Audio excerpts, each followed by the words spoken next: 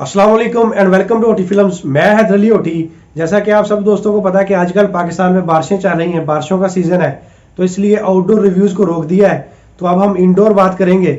तो इस सीज़न से फ़ायदा उठाते हुए मैंने सोचा है कि एक वीडियो की सीरीज़ शुरू करता हूं, जिसमें हम सुजुकी मोटरसाइकिल्स के जो जनरल मसाइल हैं उन पे बात करेंगे। तो इन वीडियोज़ में सुजुकी मोटरसाइकिल्स में आने वाले मसाइल को डिस्कस करेंगे, उनके सोल्यूशन को डिस्कस करेंगे और ये बताऊंगा कि आप घर में इन मसाइल को कैसे देख सकते हैं, इनको कैसे हल कर सकते हैं।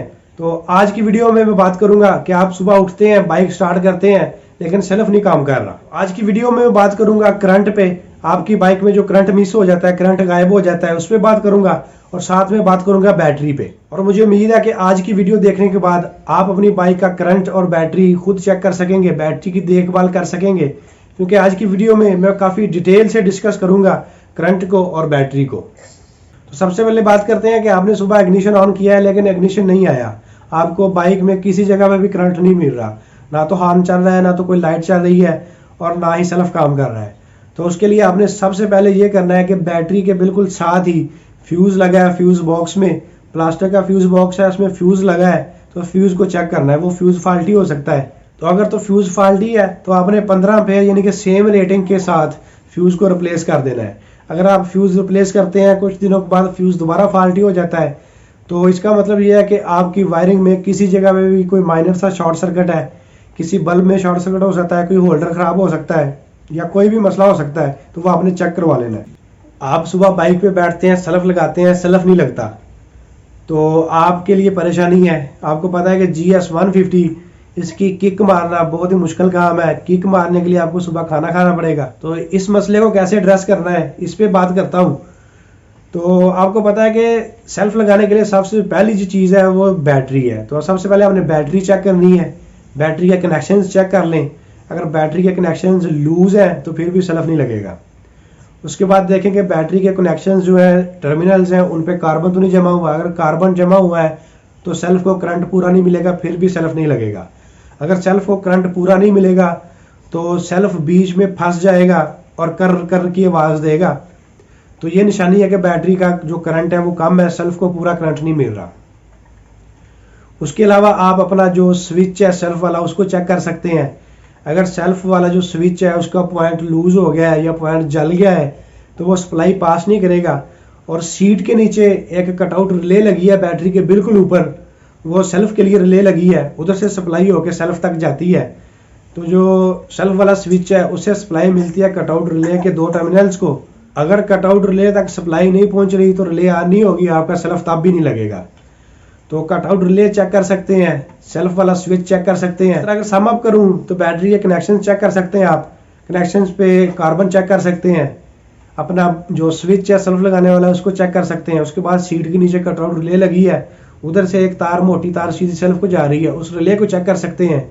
अगर रिले ऑन हो रही है, सेल्फ नहीं लग रहा, तो फिर आगे सेल्फ में मसला है। अगर रिले ऑन ही नहीं हो रही तो फिर या तो रिले में मसला हो सकता है या पीछे स्विच में भी मसला हो सकता है। तो आप थोड़ा डिस्कस कर लेते हैं कि आपको कैसे पता चलेगा कि आपकी बैटरी वो चार्ज होने वाली है, चार्जिंग मांग रही है, उसका करंट कम है। उसका आसान हल ये है कि आपने बैटरी के वोल्ट्स चेक कर लेने हैं। आप मल्टीमीटर के साथ या बाहर से वोल्ट्स चेक करवा सकते हैं। अगर बैटरी 12 से ऊपर वोल्ट दे रही है, यानी कि 12.5 तक वोल्ट दे रही है, तो बैटरी ठीक है। अगर 12.5 से नीचे या 12 से कम दे रही है तो बैटरी को चार्जिंग की ज़रूरत हो सकती है, उसमें इलेक्ट्रोलाइट लेवल भी कम हो सकता है। तो अब बैटरी चार्जिंग की बात करता हूँ। तो बैटरी चार्जिंग में चार्जिंग करंट है वो बहुत ज़्यादा इंपॉर्टेंट होता है, वो बहुत अहमियत का अमल है। तो जो चार्जिंग करंट है वो आपने तकरीबन 1 एम्पेयर से कम देना है, आधे एम्पेयर से 1 एम्पेयर के बीच। आप 0.7 एम्पेयर दे सकते हैं। अगर आप 0.75 एम्पेयर देंगे तो आपकी बैटरी 5 घंटे में फुली चार्ज हो जाएगी। अगर आपकी बैटरी ठीक है तो 0.75 एम्पेयर करंट देने से आपकी बैटरी तकरीबन 5 घंटे में फुली चार्ज हो जाएगी। और अगर आप इससे ज़्यादा करंट देते हैं, अगर आप 3 एम्पेयर करंट देते हैं, तो आपकी बैटरी 1 घंटे में फुली चार्ज हो जाएगी। तो जितना ज़्यादा चार्जिंग करंट होगा उतना ही बैटरी का चार्जिंग टाइम कम होगा। चार्जिंग करंट ज़्यादा होगा तो चार्जिंग टाइम कम होगा।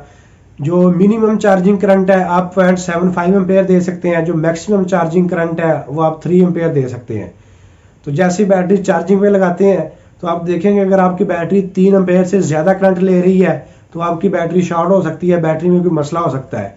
और साथ में अगर आपकी बैटरी ओवर हीट हो रही है, ज्यादा हीट अप हो रही है, तो फिर भी आपकी बैटरी में मसला हो सकता है। तो बैटरी के हवाले से अब कुछ एहतियात की बात कर लेते हैं। एहतियात आपने ये करनी है कि अगर आपकी बैटरी ज्यादा जल्दी पानी खुश्क कर रही है, यानी कि इलेक्ट्रोलाइट ज्यादा जल्दी खुश्क कर रही है, तो आपका जो चार्जिंग सर्किट है मोटरसाइकिल में, उसमें मसला हो सकता है। बैटरी में ज्यादा जल्दी पानी खत्म होने की एक वजह होती है, वो ये है कि आपकी बैटरी एक्स्ट्रा चार्ज हो रही है, चार्जिंग वोल्टेज ज्यादा है, चार्जिंग करंट ज्यादा है, एक्स्ट्रा चार्ज हो रही है, इस वजह से उसमें इलेक्ट्रोलाइट जल्दी खुश्क हो जाता है। अगर आपकी बैटरी जल्दी खुश्क हो रही है तो आप किसी इलेक्ट्रीशियन से अपना जो चार्जिंग सिस्टम है उसको चेक करवा सकते हैं। तो अब आगे बात करते हैं कि जो इलेक्ट्रोलाइट वाली बैटरी है उसमें ओवरफ्लो के लिए एक पाइप लगा है, तो उस पाइप का अच्छी तरह ख्याल रखना है। वो पाइप बंद ना हो, वो पाइप खुला होना चाहिए और वो नीचे तक जाना चाहिए। अगर वो पाइप नहीं लगा तो बैटरी ओवरफ्लो होगी तो आपकी बाइक पे तेजाब गिर जाएगा, फिर वो पेंट भी उतर जाएगा, फिर जंग भी जल्दी लगेगा बाइक को।